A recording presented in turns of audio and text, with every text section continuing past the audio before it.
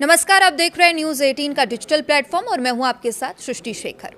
1 अप्रैल से देश में टैक्स व्यवस्था से जुड़ा एक बड़ा बदलाव लागू होने जा रहा है। भारत सरकार ने आयकर अधिनियम 2025 को नोटिफाई कर दिया है, जो 1 अप्रैल 2026 से लागू होगा। सबसे अहम बात यह है कि ये नया कानून 64 साल पुराने आयकर अधिनियम 1961 की जगह लेगा। सरकार का ये दावा है कि नए नियमों के जरिए टैक्स सिस्टम को ज्यादा सरल, पारदर्शी और कम विवाद वाला बनाया जाएगा। हालांकि टैक्स स्लैब का या दरों में कोई भी बदलाव नहीं किया गया है, लेकिन कई ऐसे अहम बदलाव किए गए हैं जो सैलरीड कर्मचारियों, निवेशकों, बिजनेस करने वालों और टैक्स भरने वालों जो आम लोग होते हैं उन पर सीधा तौर पर उन्हें प्रभावित करेंगे। तो आखिर 1 अप्रैल से क्या बदलने वाला है, इस पर हम बात करते हैं। किसे इसमें फ़ायदा मिलेगा, किन नियमों को लेकर सख्ती बढ़ेगी, उसकी भी इस रिपोर्ट में विस्तार से चर्चा करते हैं। तो देखिए, सबसे बड़ा बदलाव टैक्स सिस्टम की भाषा और संरचना में किया गया है। अब तक टैक्स फाइलिंग में 2 शब्द इस्तेमाल होते थे, फाइनेंशियल ईयर और असेसमेंट ईयर, लेकिन नए कानून के तहत अब इन दोनों ही की जगह सिर्फ एक शब्द होगा, टैक्स ईयर। सरकार का कहना है कि इससे आम टैक्स पेयर्स के लिए कंफ्यूजन कम होगा और टैक्स कैलकुलेशन आसान बन जाएगा। और वहीं आईटीआर फाइलिंग की नई डेडलाइन भी आ गई है। नए नियमों के तहत आईटीआर फाइल करने के लिए जो समय सीमा है उसमें बदलाव किया गया है। साधारण टैक्स पेयर्स के लिए आईटीआर 1 और आईटीआर 2 की आखिरी तारीख 31 जुलाई होगी। और वहीं जो बिजनेस या प्रोफेशन से जुड़े लोग हैं उनके लिए आईटीआर 3 और आईटीआर 4 की डेडलाइन 31 अगस्त तक होगी। जिन मामलों में ऑडिट ज़रूरी होगा वहां पर रिटर्न फाइल करने की आखिरी तारीख 31 अक्टूबर होगी। कुछ विशेष मामलों में ये समय सीमा 30 नवंबर तक भी की जा सकती है। और इतना ही नहीं, अब रिवाइज रिटर्न फाइल करने के लिए भी ज़्यादा समय मिलने वाला है। टैक्स ईयर खत्म होने के बाद 12 महीने तक निर्धारित फीस के साथ रिवाइज रिटर्न फाइल किया जा सकेगा।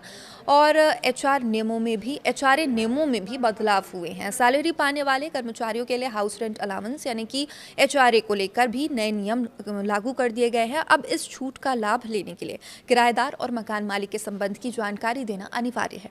इसके साथ ही अब 8 बड़े शहरों में रहने वाले कर्मचारियों को ज़्यादा राहत मिलेगी। और ये 8 कौन से बड़े शहर हैं वो भी आपको बता दें। पहला नाम इसमें मुंबई है, दिल्ली का है, कोलकाता, चेन्नई, हैदराबाद, पुणे, अहमदाबाद और बेंगलुरु। कुल मिलाकर ये 8 शहर हैं। तो इन शहरों में रहने वाले अब कर्मचारियों को अब सैलरी का 50% तक एचआरए टैक्स छूट मिल सकता है। बाकी शहरों के लिए ये सीमा 40% ही रहेगी। साथ ही अगर कोई कर्मचारी 1 साल में 1 लाख रुपए से ज़्यादा किराया देता है तो उसे मकान मालिक का पैन कार्ड देना अनिवार्य होगा। कंपनी द्वारा दिए गए घर पर टैक्स कम।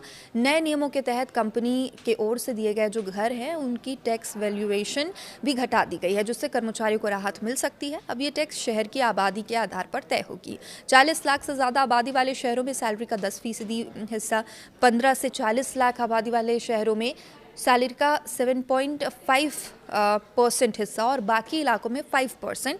और पहले ये दर 15% तक की होती थी, इसलिए अब कई कर्मचारियों का टैक्स बोझ कम हो सकता है, ये माना जा रहा है।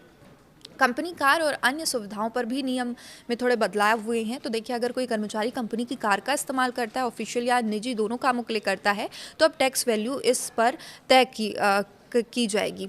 1.6 लीटर इंजन तक की कार हर महीने 5,000 रुपये उसमें देंगे। और इससे बड़ी अगर कार है तो 7,000 रुपये प्रति माह का इसमें छूट है। और अगर कंपनी की ओर से ड्राइवर भी दिया गया तो इसमें 3,000 रुपये अतिरिक्त जोड़े जाएंगे।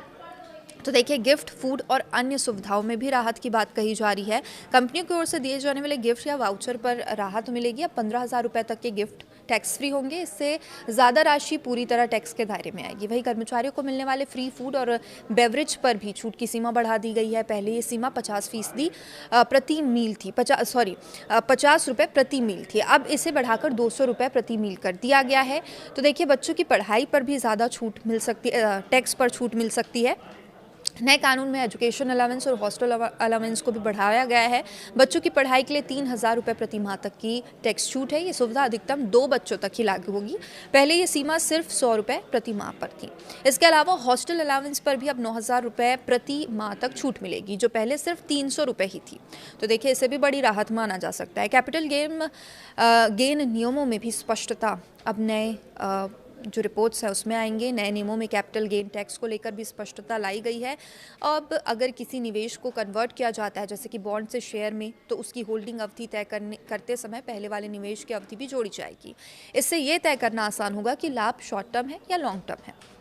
अनुपालन पर सख्ती बढ़ेगी। हालांकि सरकार का कहना है कि नया कानून सरल और भरोसे पर आधारित सिस्टम बनाने की कोशिश है, लेकिन कुछ मामलों में सख्ती भी बढ़ाई गई है, जैसे कि शेयर बाजार के लेन देन, capital gain tax, non resident taxation. इन क्षेत्रों में रिपोर्टिंग और डिस्क्लोजर को और सख्त कर दिया गया है। और इसके अलावा नए नियमों में 150 से ज़्यादा नए फॉर्म भी शामिल किए गए हैं जो टैक्स से जुड़ी अलग अलग प्रक्रियाओं को कवर करेंगे।